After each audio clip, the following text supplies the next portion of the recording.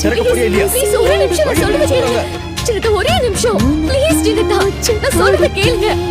நீங்க இப்படி புரிஞ்சுக்காம கோவப்பட்டா நான் என்ன பண்ணுவேன்? என்கிட்ட கேக்குறியா? என்கிட்ட கேக்குறியா? உனக்கு தான் எப்ப என்ன பண்ணணும் ஏது பண்ணணும்னு நல்லாவே தெரியுமே. பண்ணு. ஏன் சின்னதா இப்படி எல்லாம் பேசுறீங்க? நீங்க பேசுற ஒவ்வொரு வார்த்தையும் என் மனசை இவ்வளவு கஷ்டப்படுத்துது தெரியுமா?